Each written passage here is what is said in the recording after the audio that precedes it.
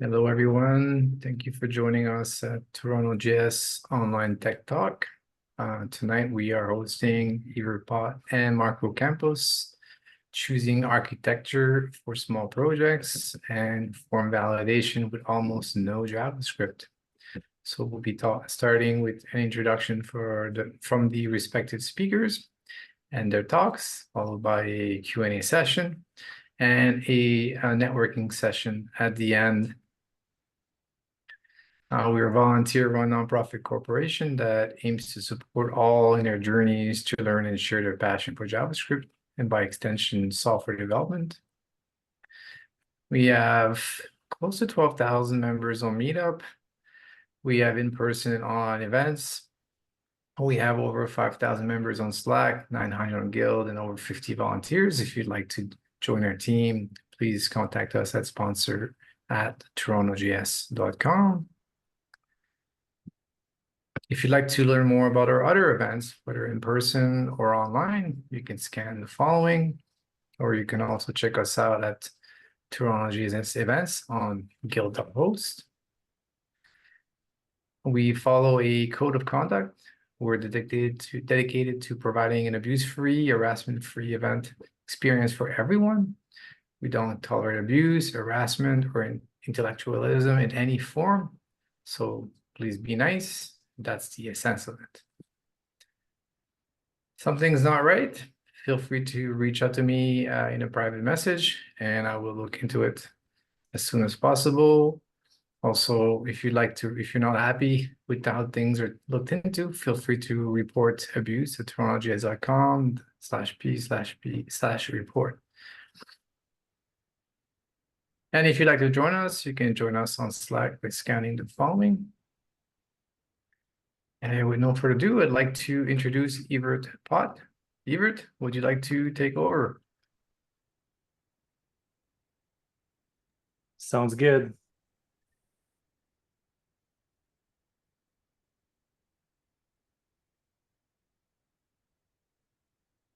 All right, one sec. Okay, can everyone see my screen? Yes. Or someone? Cool, thank you. Yes. Not everyone, but as long as one person does, and we can assume everyone else does. So hi, my name is Evert. I want to talk a little bit about, how to build stuff for small projects.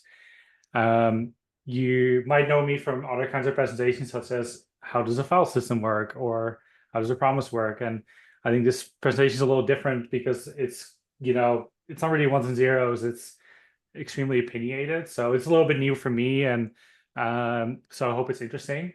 It's something that thinking about smaller projects is something that I've been doing a lot over my career.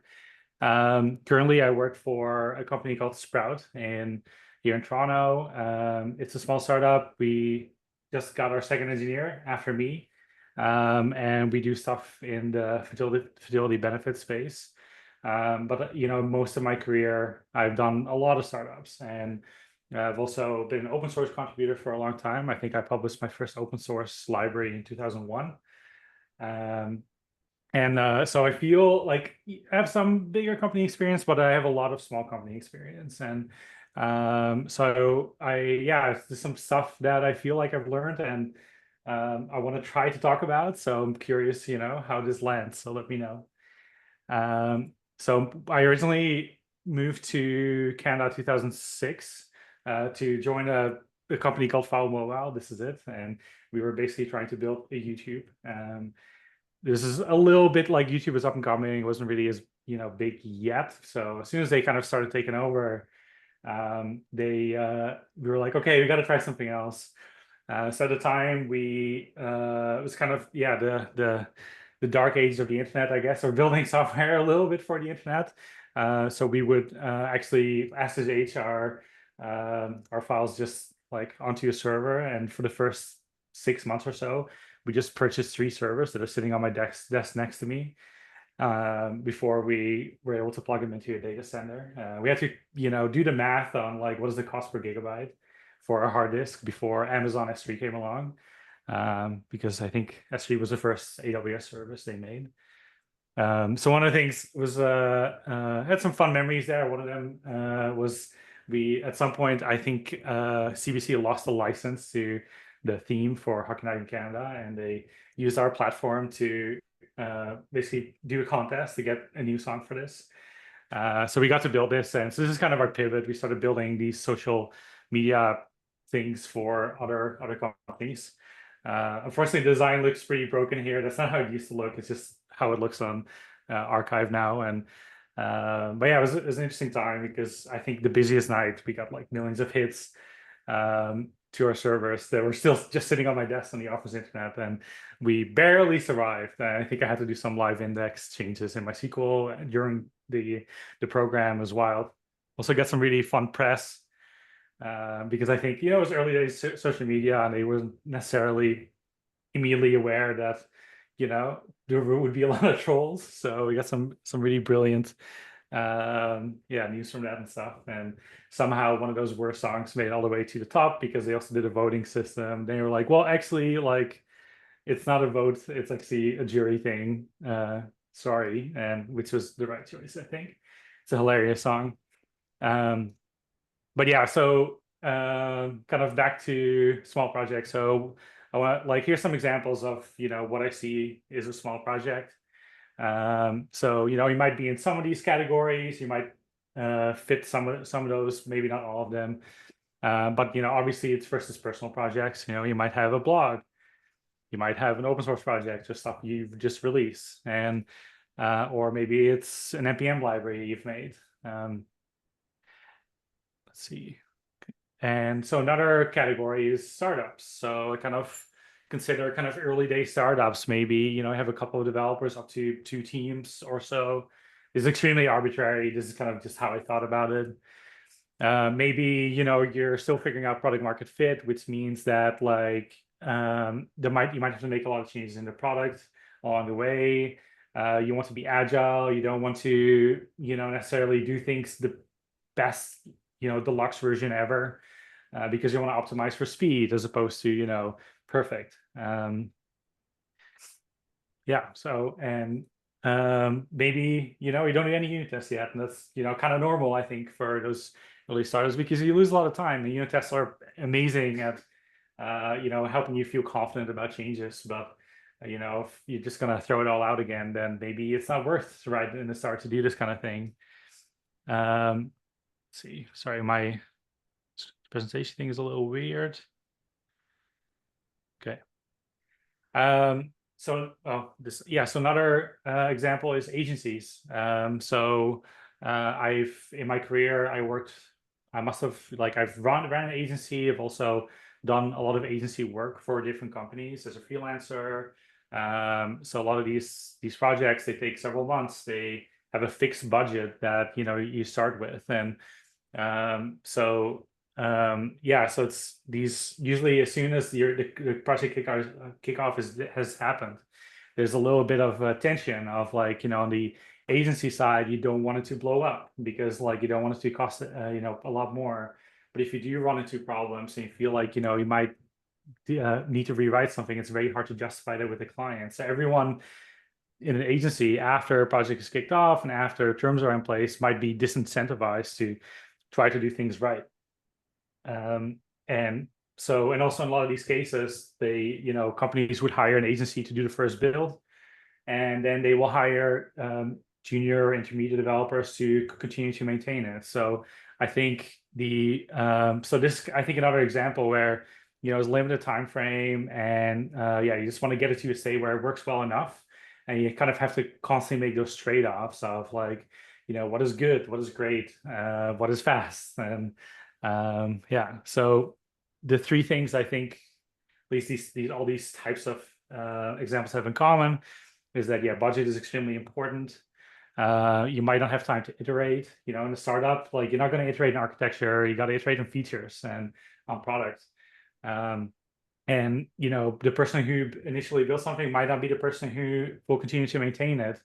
If it's a personal project, maybe you are super excited to do something and you're going to work several weekends, but then, you need to kind of keep it running. And then 2 years later, you go back to it. And now you're that new person who is inexperienced with this project. So you also have to optimize kind of for yourself in the future where you don't have the same amount of time and dedication as you did in the start.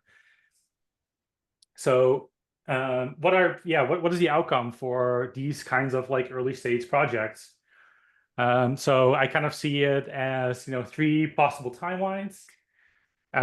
So first, project gets started, and now, things are going on. What's happening next? So first, a lot of projects just die. I think 90% of all startups die within 2 or 3 years after inception. So the vast, mass majority of projects will never see the light of day or will just cease to exist. And even for myself, I've been doing this for I don't know how long, like over 20 years, and even like some of the more successful things, like there's very little code that I wrote still exists. So almost everything eventually is just gone. And but yeah, this is more about those early stages. So yeah, so a lot of projects just end up not surviving that first little while. So there's another potential outcome, and this is kind of the outcome that most people think about, is kind of you're doing extremely well and hitting it out of the park. And so the issue kind of with this is that it's very hard to optimize for that kind of unicorn situation where we're going to completely blow up because several reasons. One, you don't know in advance yet what part of the application need more attention. Two, you don't know if the product will stay the same. Probably you will pivot or so it's like, and I think this is true for most companies I've seen that have reached that successful stage, maybe the series A, B, even bigger. I think one thing is kind of true for all of these is that their software platform will have had several rewrites. And this is kind of part of the normal course of events for all these things. It's like you don't know what you don't know, and rewrites are just kind of they will happen, and regardless. So you don't necessarily want to optimize for this because you don't want to optimize for unicorn stage because it will slow you down. You don't know what you need in the beginning, and so you might as well just not worry about this outcome because once you have the information, everything will be different anyway. But then there's the third category, and this is kind of the one I want to talk about. Oh yeah, so this is kind of, sorry, step back, I didn't rehearse. This is a very famous quote, premature optimization is the root of all evil. And I think this guy, like, he wrote these algorithm or software engineering books, and he's been working on it for decades. And so he's pretty famous. And I think probably this quote was more about algorithms, but I think a lot of people apply it to just general business too. Is like you don't want to prematurely optimize for all the possible outcomes. You don't know what you need in the future. I think it's a bit much to say root of all evil because we also capitalism exists. But it's a good quote anyway. So yeah, the third timeline. So what is that timeline? This is what I think is the darkest timeline. But actually, most projects, I would say the vast majority of projects, if they survive, end up in this darkest timeline. And I think, this is, yeah, so what is this darkest timeline? Let's talk about that. So darkest timeline to me is the project was useful. It will continue to go on. The original constraints don't dramatically change. Nothing that completely, necessitates a rewrite.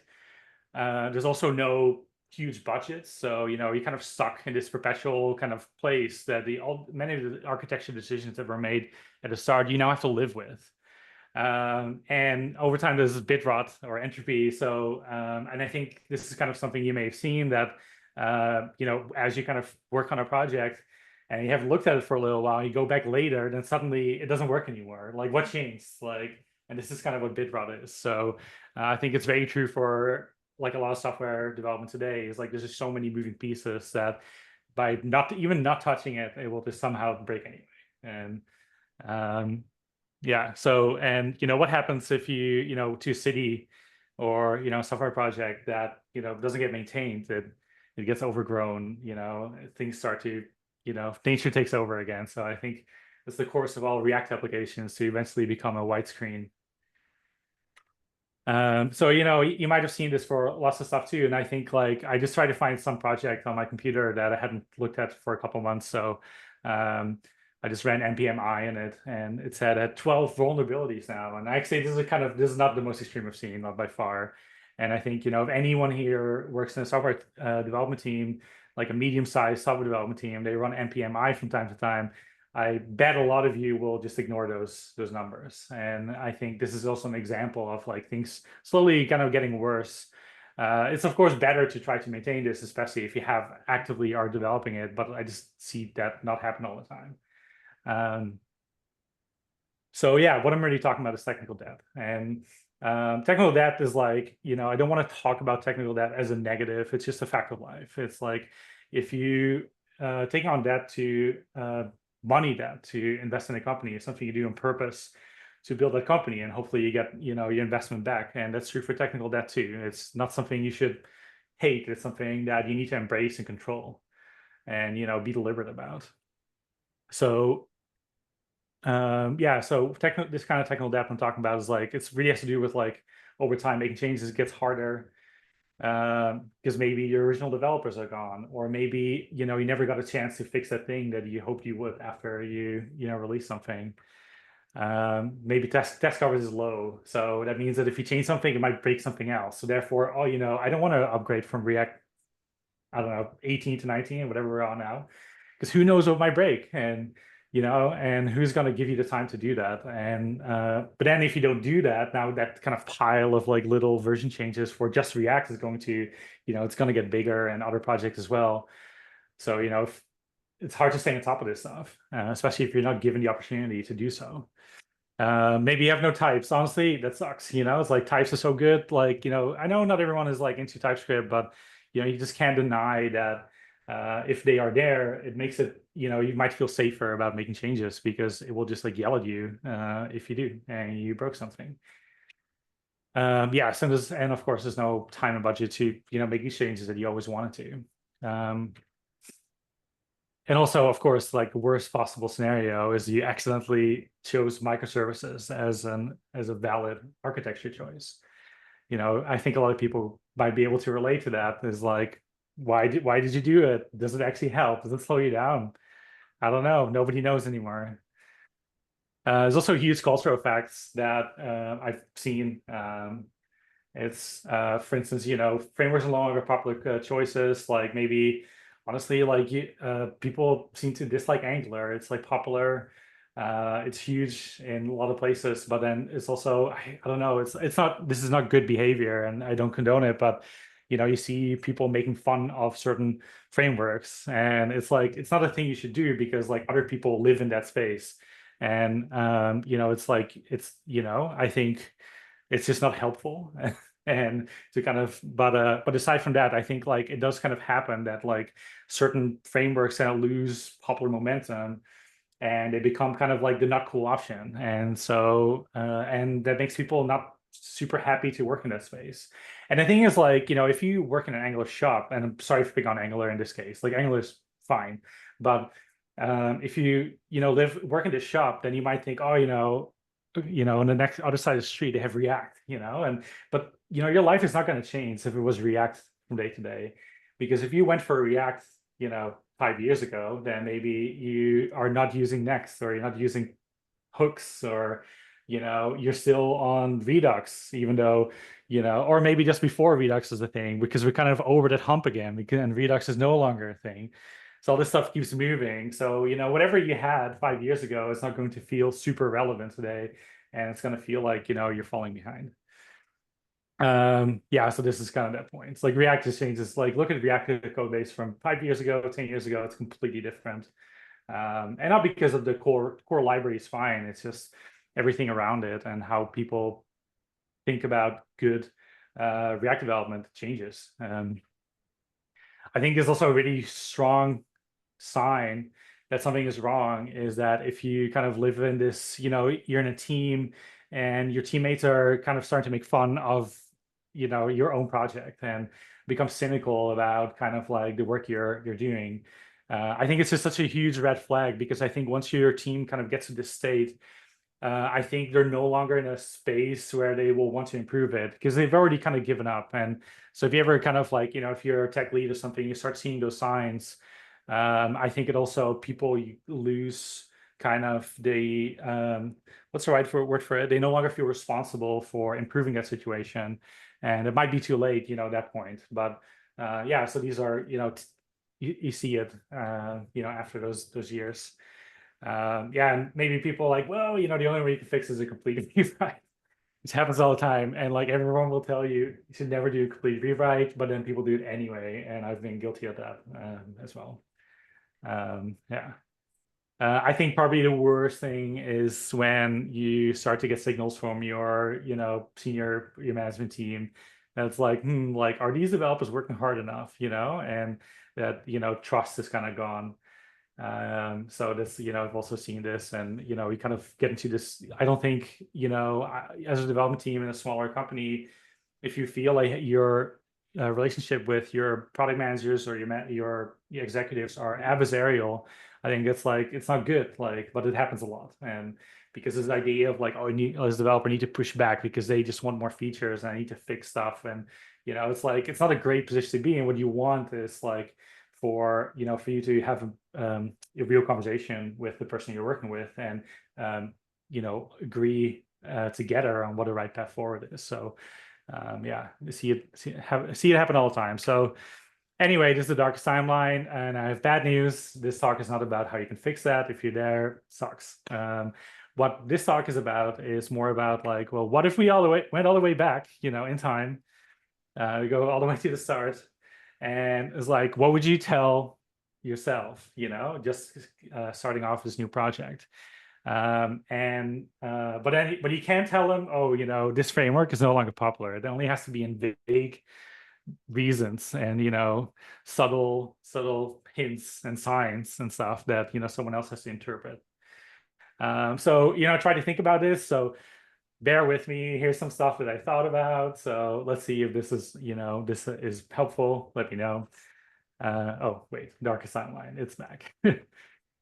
So first of all, big boring tools. You probably heard this before. It's like, you want to kind of go for things that are stable, that like haven't changed too much in the last 10 years. Like there's so many choices, like, you can go for a standard database. You don't have to get the latest framework that, just came out, everyone loves, but, a couple of years from now, they pull the rug under you, away from you. And this happens all the time. And, this is a JavaScript meetup. This is, the front end space in JavaScript is completely crazy. And so, be careful, going for that new thing. It's better to go for something that's been around for a little bit, because it's more likely that that will also continue to stay around. And, ideally go for an ecosystem that isn't constantly shifting as well, something that people figured out, well, this is good enough, let's stick to this. And there's another thing, it's kind of, something I believe strongly in, is like, try to go for solutions that can run on your laptop. So, if you're like all about like, I love serverless and stuff, that's cool, and there's some benefits to that. However, now to run your serverless stuff, you might need to give all your developers an Amazon account. And I just find the code bases that kind of don't do that, that just work on software that can run on everybody's computer, tends to just not have as much bit rot over time because of less upkeep, and it's just simpler, it just runs. And I include Docker in that. So, if it runs in Docker, does it really run on your laptop, or does it run on this other machine that's running on your machine? So ideally, I think a good code base can just run on your laptop. Dependencies are liabilities. So every time you add a dependency, you add, future costs, it's a maintenance cost. And so ideally try to keep a somewhat slim dependency tree. It also means, when I look for something, I need an NPM library, and I see several kind of good options, then I will look for the one that has 0 dependencies if possible, because it's not just your direct dependencies, it's also your dependencies that matter to this. And the more code that you bring into your project, even though, they're kind of hidden away node modules, like it's still code and it's still stuff that you might have to deal with and maintain over time. It's like I have a whole bunch of open source projects. Some of them I only have to touch, once or twice a year, and it's always the dependencies that mess everything up. It's not the code that I wrote, it just keeps working. This is a kind of an addendum to this. Is Rob Pike is the person who maybe built Go originally, as part of the Go team at least. He also is one of the inventors of Unicode, or UTF-8 at least. So Go has these proverbs about like good Go code and good Go architecture, and this is one I always think about. Is just saying a little copying is better than a little dependency, and it's true. Like if you find yourself thinking, oh, maybe I need a dependency for this, but it's only one or two functions, maybe you can just copy it, and probably you will have less work from this in the future, because that small function is not probably never going to have to change. There's some libraries on npm such as is-even, or that I think have just millions and millions of downloads. It's just wild. Oh, leftpad, of course, everyone knows leftpad. So there you go. That kind of stuff is very easy to just like write, and dependency is going to cause potential risks in the future. And you might not have another leftpad incident, and leftpad might never have the same incident again. But if you have hundreds of these kind of little dependencies, then you're definitely increasing the chances of something blowing up in your face at some point. So another kind of thing that I think is good to think about is like when you bring a new technology in, it's better to bring in a library than a framework. And some things are kind of both, but the biggest difference between the two is like a library you call and a framework calls you. That's kind of how I think about it. So a framework is responsible for how you structure your application, whereas a library solves a problem. So React kind of is a library, I think, but Next is certainly a framework. And I'm not saying the good, bad. It's just that if you kind of have this kind of choice, that is better. It's better to just bring in some small libraries that you call and you have very strict control over a way of life in software development that some of the frameworks tell you. Because if those kind of change, you can't just swap it out. You have to kind of change everything. There's also something I think like you should be aware of what's in your stack. And so I think it's very nice to start off with some kind of bootstrap thing, or like, what are they called? Like a starter or something. And it's nice, everything is done for you, and you'll save a ton of time in those first 5 days or something. But if you start from an empty directory and you are deliberate about what you're bringing in from the start, you have a much better understanding of the actual liability that you're bringing in and what it does and how it's configured. I think when you work out these starters, now you just like made it one decision. But then if, say you went for create React app, oh, now create React app is no longer popular. And it's kind of broken now for, I guess, like modern JavaScript code. And it's much harder to kind of migrate away from that stuff because they decided it's no longer good. Another thing is that, the web platform is extremely stable. If you wrote an HTML, CSS, JavaScript page, and in 15 years ago, it probably still works. It's extremely rare that something stops working. So that also means that if you can use fetch instead of Axios or something, then probably it's much less likely this is going to be a problem in the future, because they're never going to break fetch. But Axios might be, well, there's a better way that we think about HTTP clients now, so we're going to do a new major version, and now you're behind. And this will not happen with the web platform. And I think, and also I was thinking about this a lot, as I was working on this, is that, when you think about it, like for me, I think the last 10, 15 years, what we do in the web and the sort of applications that we make has no longer really changed that much. Well, sure, things are getting better, and we get like little new features that make everything more wonderful and easier. But fundamentally, we're still making similar web applications as we did back then. So the web isn't changing that much, and that's good, because it means that things that are good ideas will probably continue to stay good ideas. And if you depend on simple built-in JavaScript APIs that browsers have, it will probably just not break. Yeah, small blast radius. So I had notes for this. Oh yeah. So I think the idea for this for me is like, if you have small, independent units of code that are not too tied together, so loosely coupled, it's also easier to swap those out. So I think ideally, when you are building your startup, you want to try to optimize for, maybe we don't like this feature anymore. How easy is it to delete this again? So, if you can bring in new technology in a way where that the reverse choice is also easy, that also reduces your potential reliability, potential maintenance issues in the future. Oh, this is supposed to be say the opposite. So, so yeah, I didn't, I needed a little bit more time reviewing these slides. I thought that we were going to start at 7, but it's supposed to say static typing is not optional. So, however you think about this stuff, I think, you need to use static typing, and because if, static typing basically lets you build a theory about like how your application is supposed to work, and it just makes change predictable. And if you're not going to write unit tests, because you might not, a lot of smaller places don't, at least have static typing in place. There's no excuse for not doing this. And so another thing is, you want to try to optimize for simple things as opposed to complicated things, because you can kind of like, if you start simple and you realize, oh, you needed a complicated thing, you can add that. But it's very hard to take the complicated thing away after you introduced it. And I have some really spicy examples of this, so that's probably going to rub some people the wrong way. So first of all, this is a 2 columns. So on the left side, we have like things that I think are pretty safe defaults. And on the right side is like, if you're going to use this, you need to have a theory or a hypothesis at least why you want to use this and what problem it solves for you. And you need to be aware of the risks that it brings in. So this is kind of the spicy part. I was considering not including this in the presentation. So there you go.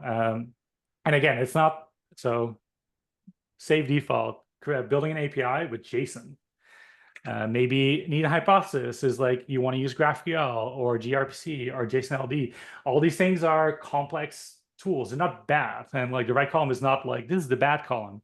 No, it's like these are things that are larger frameworks. It's harder to understand, harder to maintain.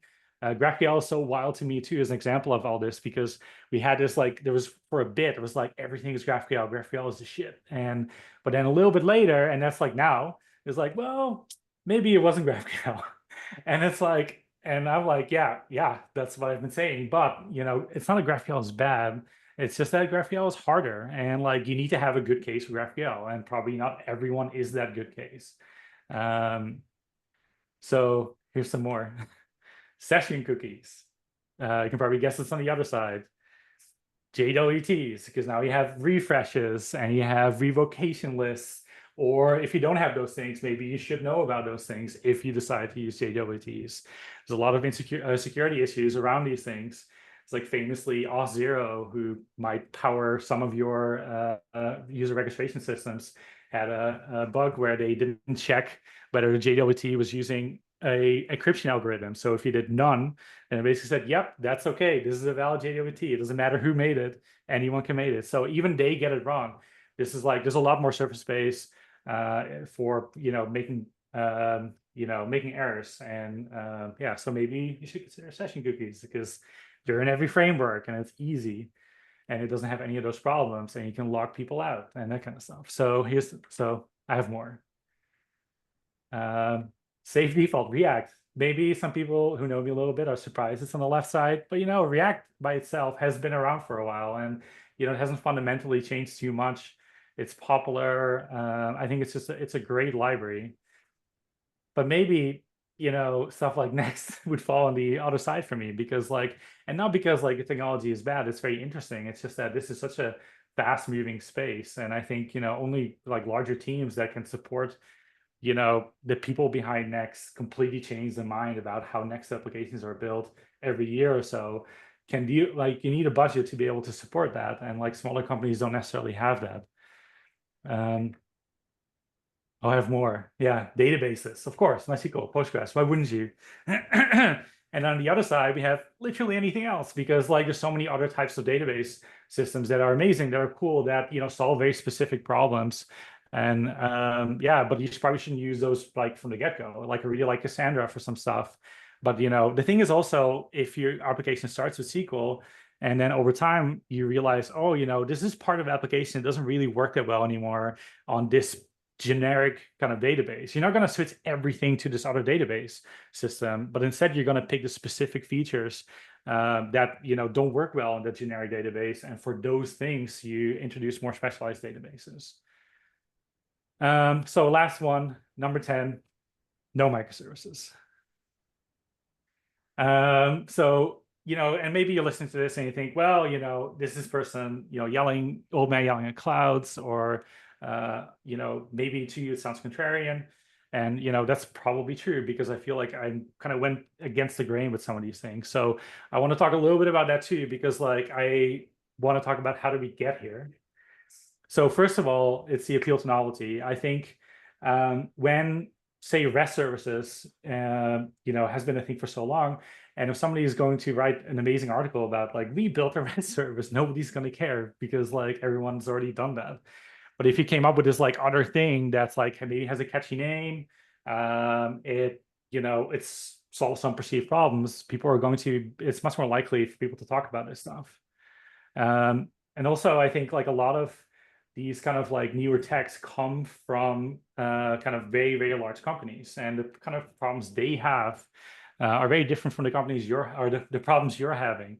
They hire some of the best engineers in the industry, and they come up with extremely novel ways to solve problems. And as they're doing that, like they blog about those, they get a shitload of attention, and yeah, so we kind of like over optimize listening to the people that have problems on a very different scale than we do.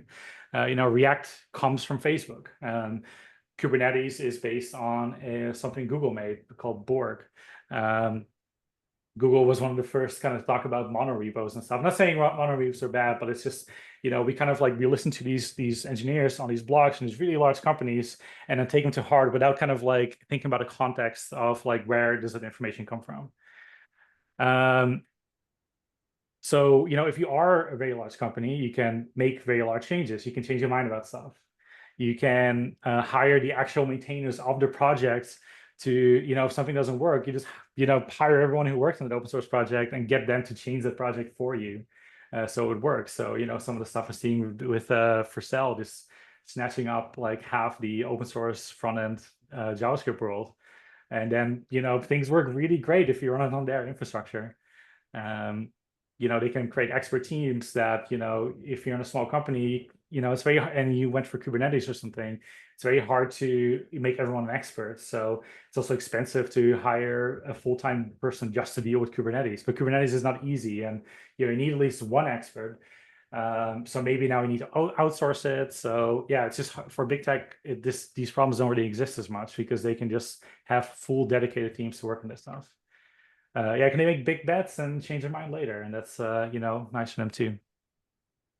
I kind of have two major examples of how we listen too much to big tech. So this is something that came out in 2012, and I'm sure a lot of people here are started a little after this, but I think people theorize about, oh, what's a good way to structure teams, and so Spotify made this big white paper that was like, this is how we structure our teams. So they have tribes and squads and chapters and guilds and this cross, team experts, and very interesting. People loved it. People jumped on board. I saw a lot of like larger companies even adopt this. Like I worked at Yelp for a little bit. They loved it. So everyone's like, yeah, this seems amazing. And but then we heard a little bit later. Let's see, when was this? A couple of years later. It's like even at the time when we wrote it, we weren't doing it. It was part ambition, part approximation. People have really struggled to copy something that didn't really exist. But when Spotify first talked about this, it was prescriptive. It wasn't just like, hey, here's something you'd like to try. It's like, no, it's a white paper. This is how it's done. And that's how people took it. And then it all spawned a cottage industry of agile experts trying to implement this stuff at other corporations. So when that stuff goes wrong.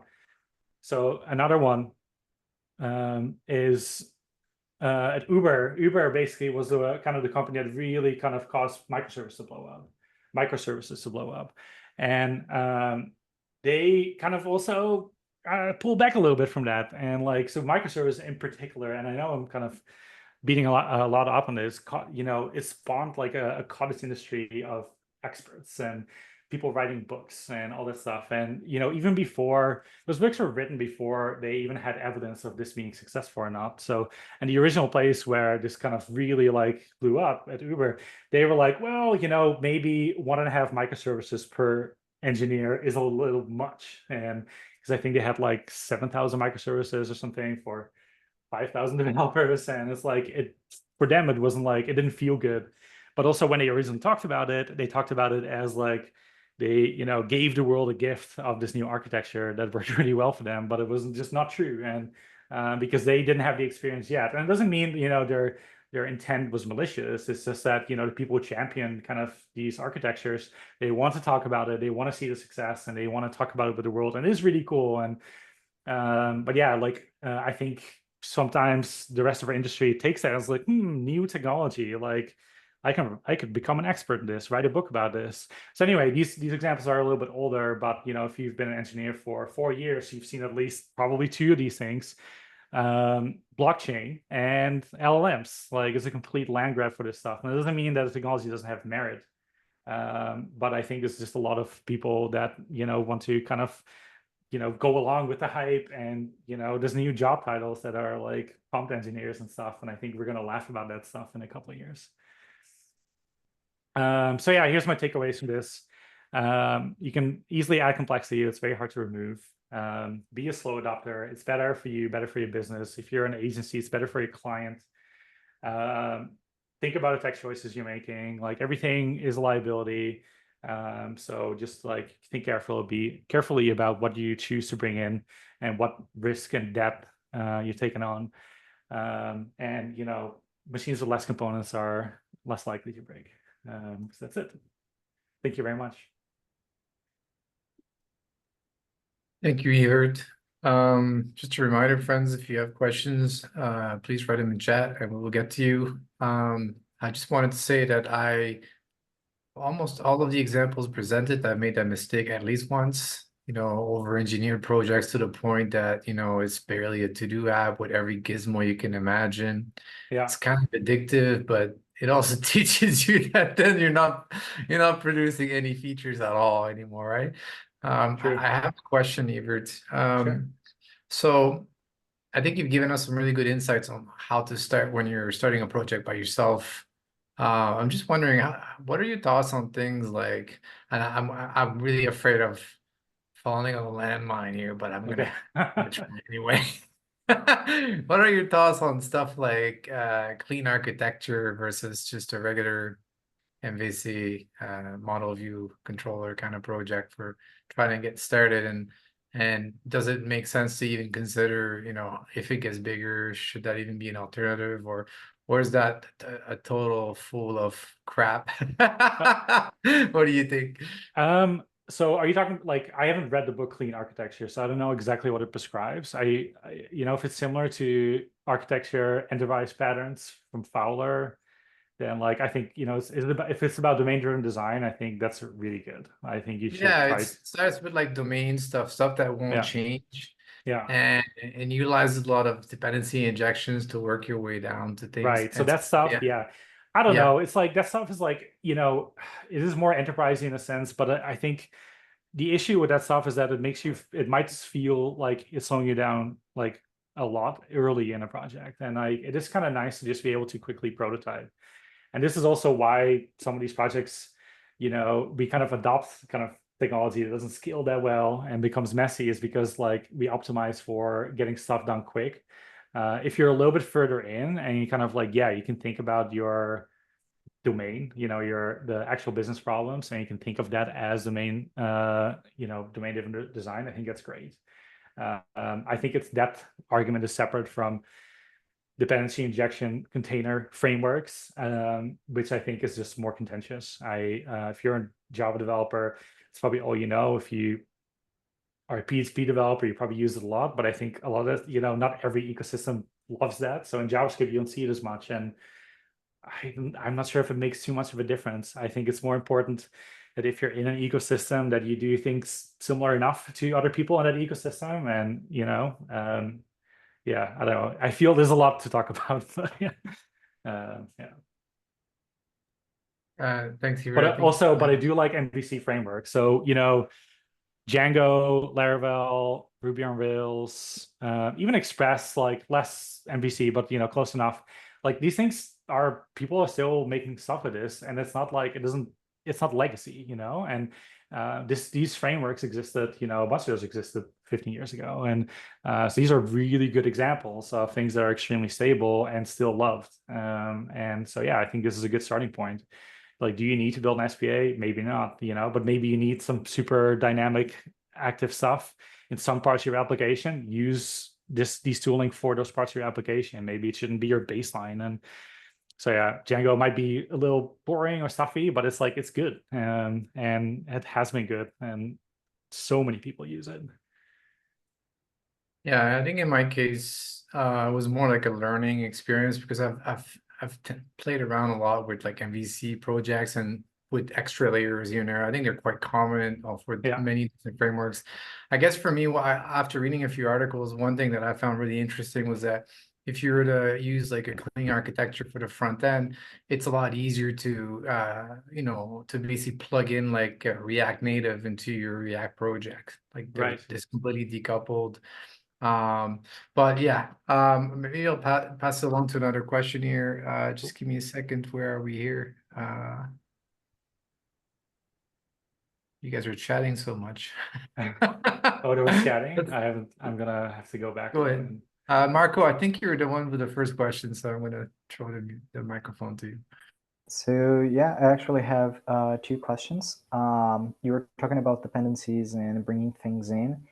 How do I gauge where a complex dependency lies? Like there are things that I cannot build myself, like Moz JPEG. It's an example I know nothing yeah, about, like image processing, and it would be of course. Yeah. super big of a deal. But how do I gauge where to where the line lies, where to cut it if I want to bring a new dependency or not? It's so hard to answer. I think, because there's so much nuance with that. Like, yeah, I I think, yeah. I mean, all the examples you gave are great. Like, you would never want to write an image processor. I think, like, for me, like if I have to implement a protocol or something like that, then, yeah, you bring in a dependency. And also, even if you do feel like you really have to use Lodash or something, it doesn't matter. It's not the end of the world. And I don't want to kind of like create this, illusion that this, that's the thing that's going to kill you. I think it's just like, I don't think it's a general rule. I think it just has to be more, I want people to be conscious and just like, read about what they're doing. Does this thing have history? Is it simple? And it's very hard to recognize simple. But yeah, don't have a good answer. I'm sorry. Oh, that's okay. Yeah, the other question I have, when you talked about bringing static typing, does that mean strictly JavaScript or sorry TypeScript, or can we have JSDoc, JSON schemas, validation like Zod or something? Will Yeah, that I love all help? that stuff. Yeah. Like, I think the whole world of software development has kind of, TypeScript has really instigated this, but everyone is moving to kind of this thing. And PHP now has really good static typing. It's way better in some ways than we have with JavaScript, because some of the tools they have, they can analyze regular expressions, SQL queries, embedded in code. It's wild, some of the stuff they have.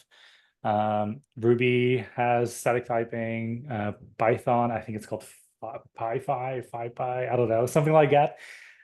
It's just kind of the thing now. And, it's such an interesting kind of thing as well, because like static typing makes so much sense, and and it really does, I think, to many people. But I think back in the day, I remember Java was kind of, I think it kind of killed it, that momentum around it a little bit, because Java kind of became the biggest language in the world, and people started to have such a aversion to the verbosity of Java and having to spell everything out, that I almost feel like the proliferation of scripting languages didn't have any types, like PHP, Python, all the P languages, Perl, I think was almost in some ways a response to not being Java and for a while. And I think that set us back like 10 years at least. And now with TypeScript, like, and everyone's like, actually this seems kind of great. And like now all the languages are adopting it, and now everything is becoming statically typed.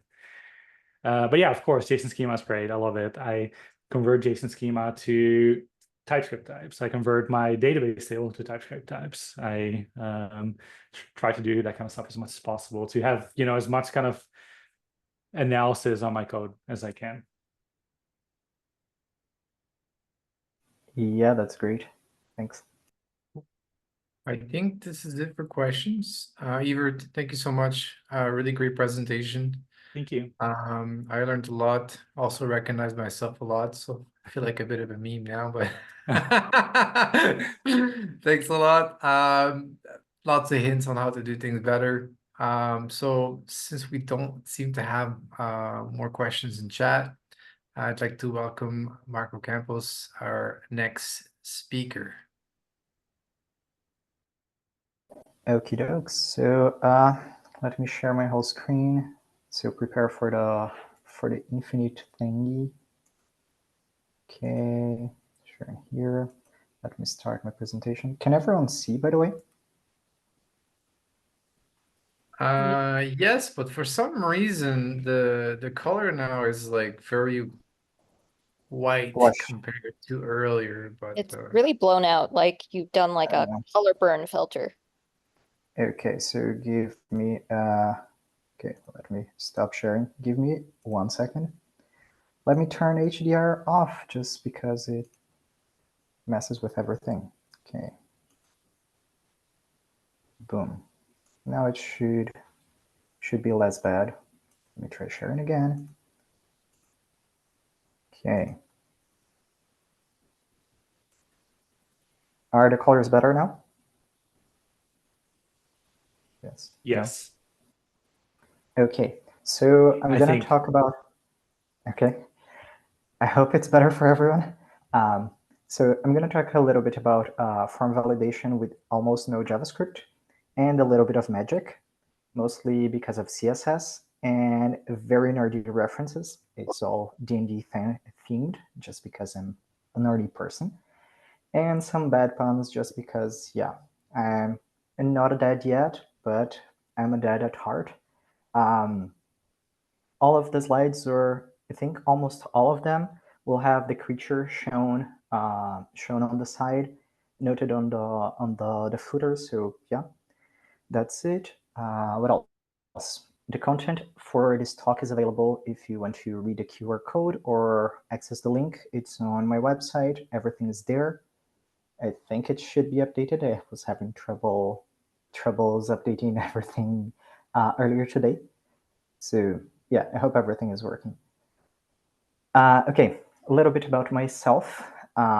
This is what AI thinks I look like as a Dungeons & Dragons character.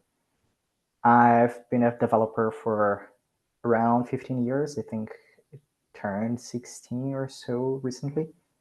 I love standards, especially JavaScript and HTML and CSS, to the point of actually reading specs and following the discussions and everything, just because I'm a weird person. And my favorite school of magic is illusion, just to make things illusion. Ask me over some drinks about implementing forms in vanilla web components and how it made me cry. So Jen also knows about web components and forms and things like that, but I can rant for hours on end about how hard that is. Okay, so some statistics for us to start. The average website has 28 visits per day, so it's about 1 visit per hour. Your team is likely not 58K people. That's Facebook. You are probably not on Fang, and complexity is costly, like absolutely. That doubles down on what Evert said.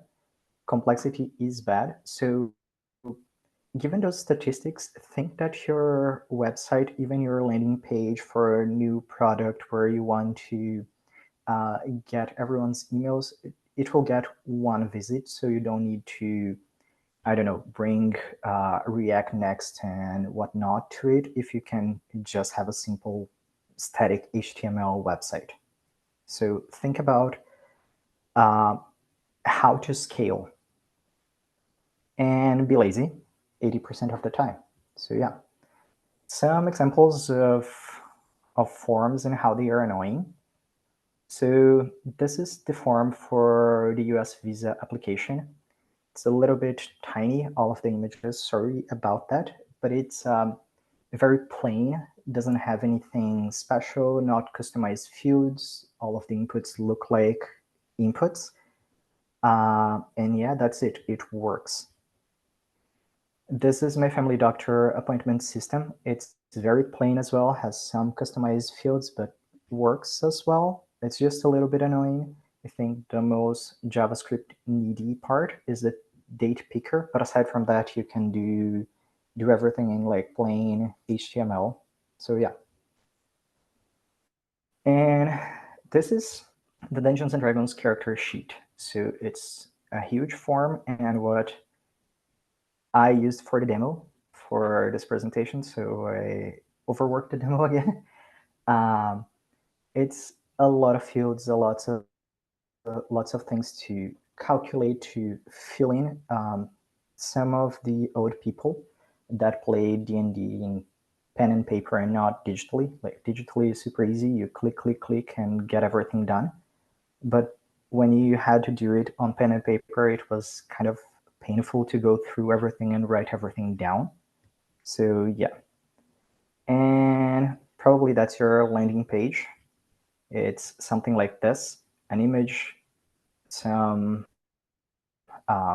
quote from someone, testimonial, and just like email field to get the email from people, and a button. In the footer, there is a footnote saying that's allegedly. So yeah, my lawyer said that I should say it's allegedly your forms, but yeah. Okay, so a little bit of how things are bad on forms. Basically, form validation is very, very hard. Managers want weird rules like password rules that has to have 100,000 characters and this and that and whatnot. If you played, I think it's called the password game, you've seen it. It's very annoying and very much true. Like hits so close to home when you have to implement all of those weird things. Long forms are inherently complex. Imagine I think it's the T form, the text form that you have to fill. Filling that by hand, going through all of the fields, is very, very complex and time consuming. You have to check everything, so long forms are awful. And React has a problem with letting user types. I don't like React, so letting that out, hot take. And it has a problem with having super strict control of every state of everything. So when you have a field in React, like a simple input, it doesn't let you type because it's not controlling the state. No, I don't care about the field. I don't care what users put on that field until it's time to validate that, to check if everything is correct, and then send the form.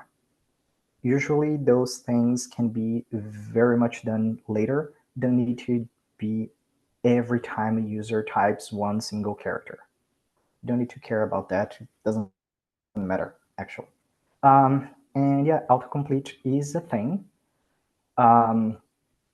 Most browsers have some native form of autocompleting information and providing things for you, like providing information for common fields for you.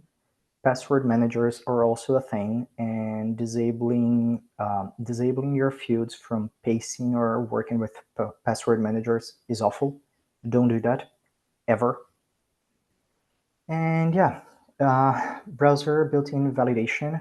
So I think it's check validity, the name of the function. It's not the best UX. It's not the best user experience for both people using your forms and for you as a developer. So that's a little bit of a problem, but we can manage. So yeah, about that, the constraint validation API, the messages don't zoom. So it's a huge accessibility problem.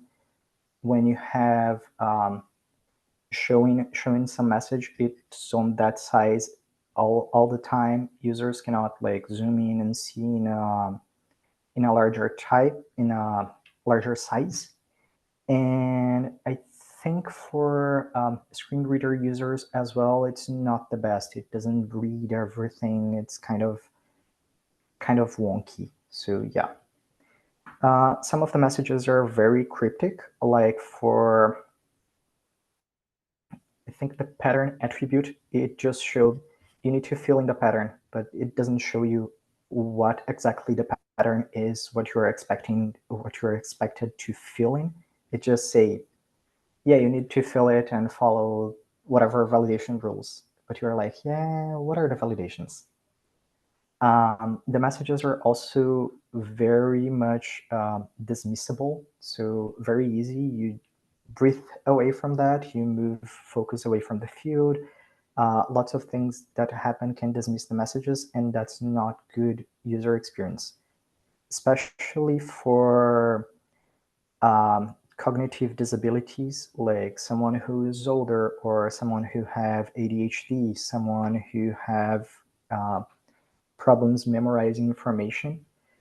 When you dismiss the message and don't see anymore why the field is invalid, it's very bad. They have a loss of context of what's happening.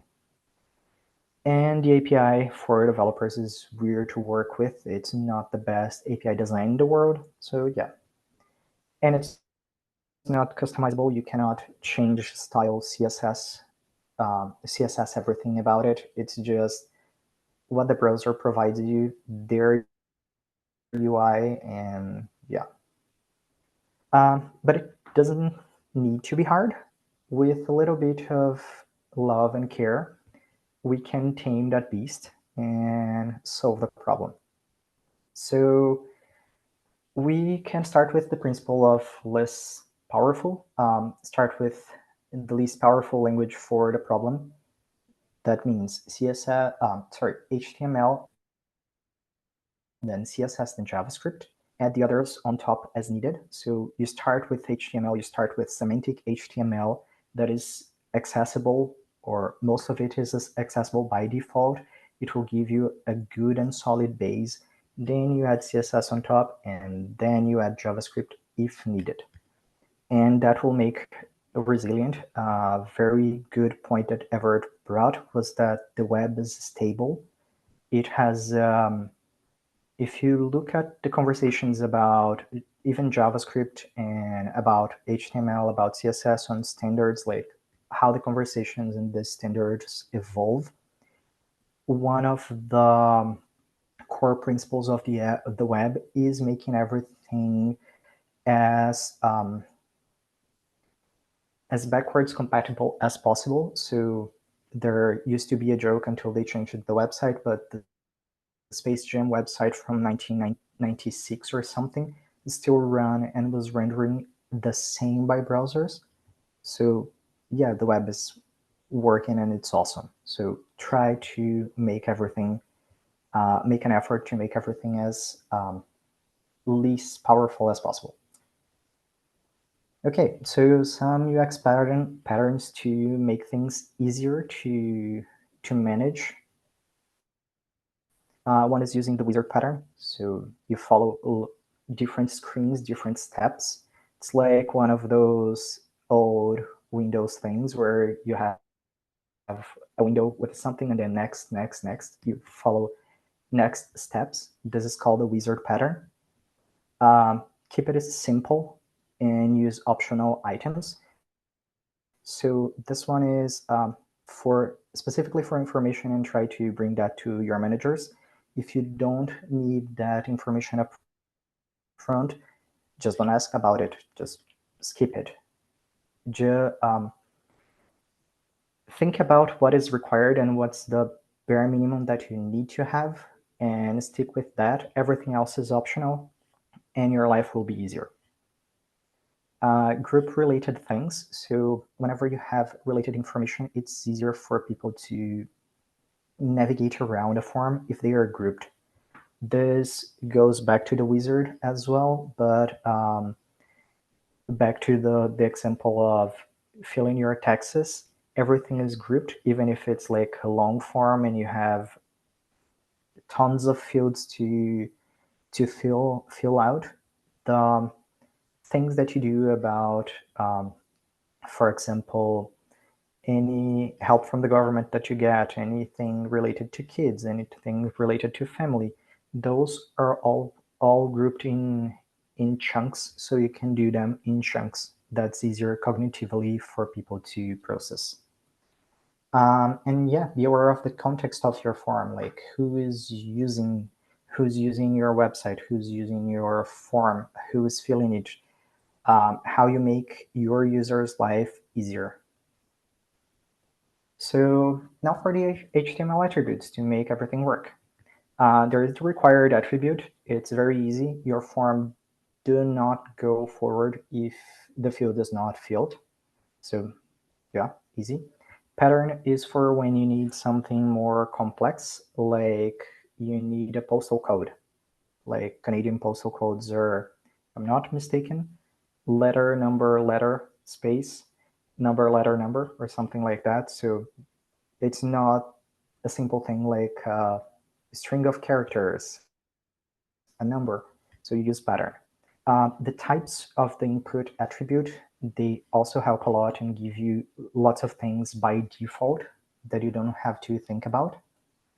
Autocomplete is very useful for some more common information, like you are asking for a person's address, a name, email, phone number, those kinds of things. And the browsers recognize that and show you an option to autocomplete that. You click once, everything is filled for you. So very easy, convenient.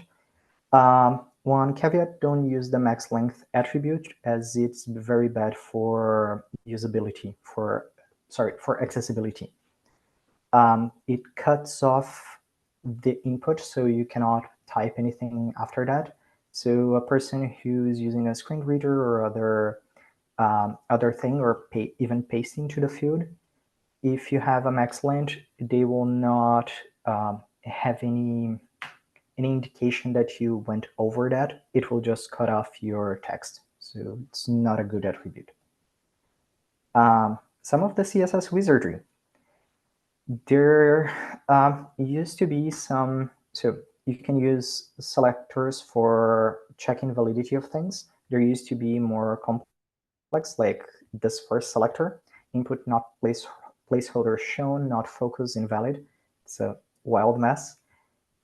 But now you have simpler selectors like user invalid that does all the magic for you in a very more concise and meaningful way. Use those, check the validity of things, show error messages as users move away from the form field. You don't need JavaScript for that. Just add a span element after your input and things will be done using user invalid. It's supported by all browsers, by the way. So yeah. There you go. Selectors for validation message. There is the sibling selector to select everything just after the input, for example. But if you have a checkbox or something in a different order, now you have the hash selector, so you can select things out of order and make everything more magic and wonderful, and even select the parent and show something like, hey, it needs your attention. You need to do something because a field inside needs validation. So yeah, use those.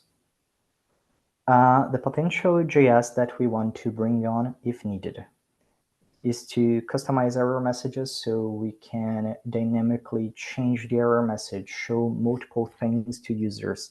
That is still easier to do with JavaScript.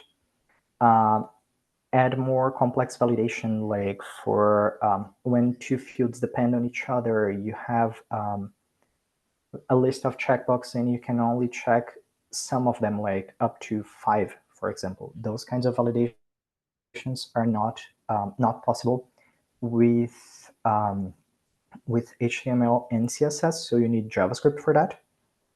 It's not the best, but yeah, you can add on only those smaller things and things will just work. and also always validate on the server side. So yeah.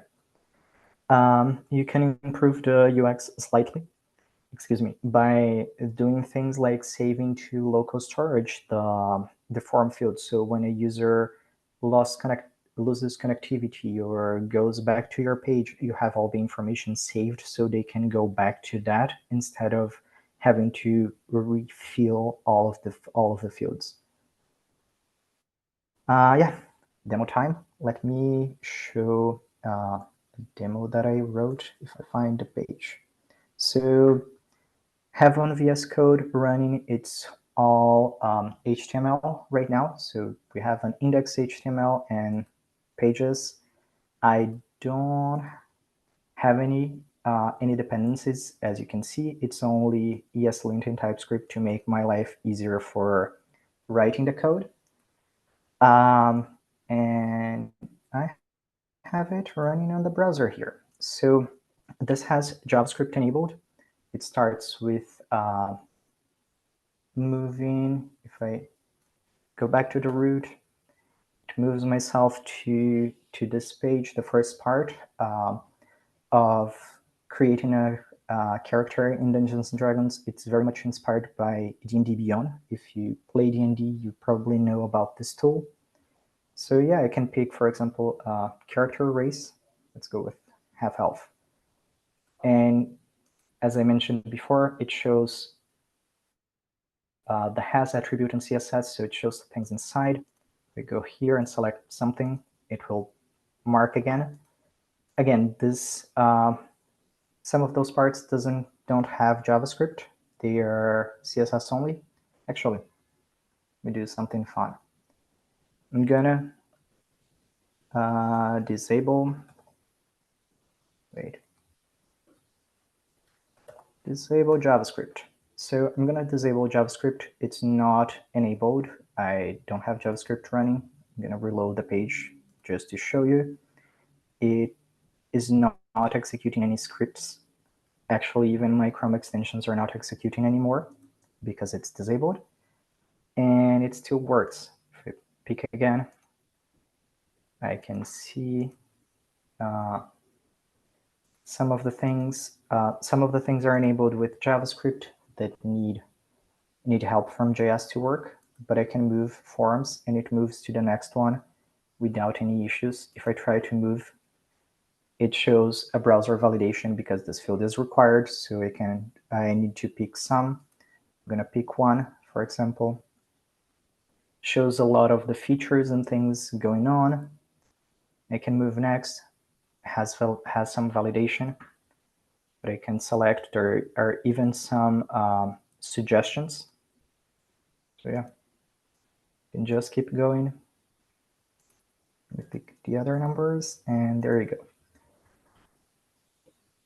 I think it even works for selecting, character picture. It will show you a file, not show anything because I don't have JS, but I can improve that with JS to actually load the file. But I can pick everything, I think. Marco. And task character. I think that's it as required here. And here I have one required. There you go. And here in equipment, I don't have anything. We'll scroll down to the bottom. And here, nothing as well, I think. Okay. I have a summary. It's not showing anything because I don't have JavaScript enabled. I lied a little bit about the JS part. I have not implemented anything server-side for this, but you can, the idea here is you can navigate to the form and the server will generate, the server can generate the pages for you and you can enable JavaScript as needed and it will work. So I'm gonna enable JavaScript again, reload the page. It will go back to the place where I was with JavaScript and add more validation things. So here I can select some of the options.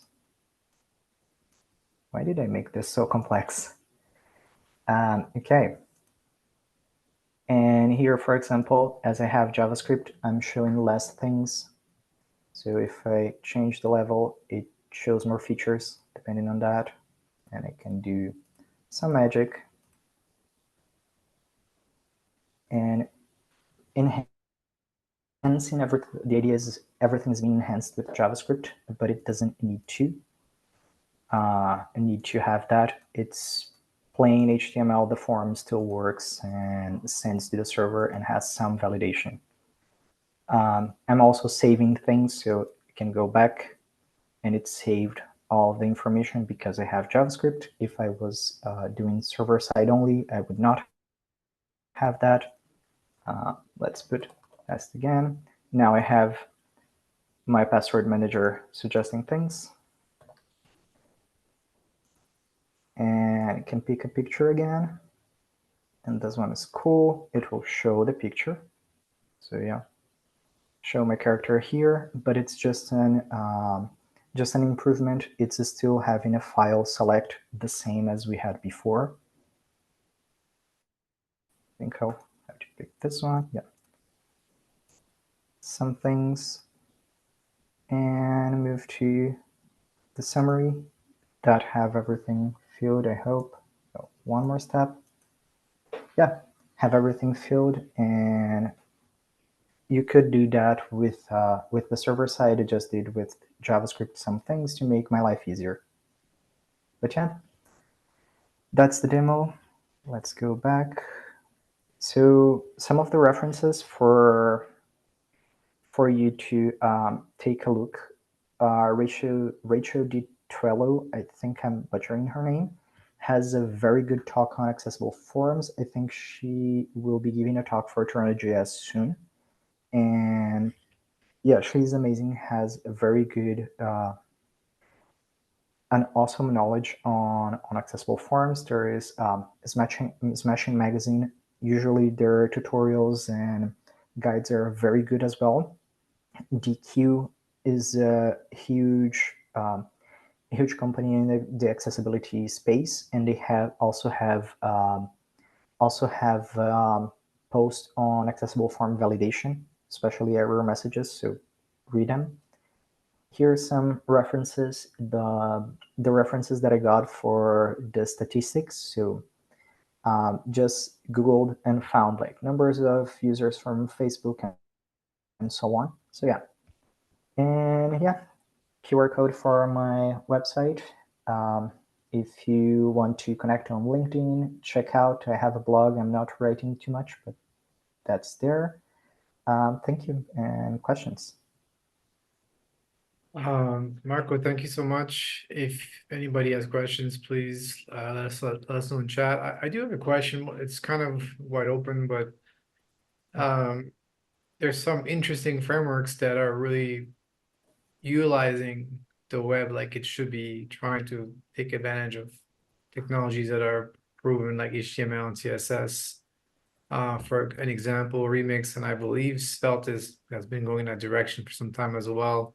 And I know you have no love for React, so so how do you feel about these new frameworks that are trying to go back to our roots? Do you think that this is a good thing for the industry as a whole, or what are your thoughts on this? Yes. I think technology evolves in cycles. Evert was saying some interesting things about like how we used to do like REST everything, then GraphQL was all the rage for a while, and then now we are back to REST everything. I think that's another cycle happening, especially on the front end space. We went to React everything, so everything was React and has to be reactive and like all shiny and full of JavaScript. So we have 70 megabytes of JavaScript. I think it's the default nowadays, which is insane. To go back to the basics and say, okay, we can do all of that, but we shouldn't. So I think people are going back to still using the good developer experience. Don't get me wrong. I think React as a library framework or whatever you want to call it is awful. but the developer experience is actually awesome. So Astro, for example, is a project that I like that has the React developer experience. You write JSX, but it compiles down everything to static HTML, which is great. So yeah, I think those are good. Those are good ideas and a good step that we are taking. Marco, I think Brian has a question. Brian, did you want to pick up the microphone, or would you like me to ask the question for you? I mean, he answered it. It's okay. No worries. I was going to ask about Astro, but you went right to it, so all good. Yeah, so my blog is written in Astro, by the way, so my website, if you want to know more or check it out, the code is on GitHub. So yeah, my GitHub is on the website linked as well. So yeah. Okay, I don't think we have more questions based on what I'm seeing in the chat. I'd like to thank Marco Campos and Evert for joining us this evening. Very interesting conversations. I'm going to put an end to the recording now.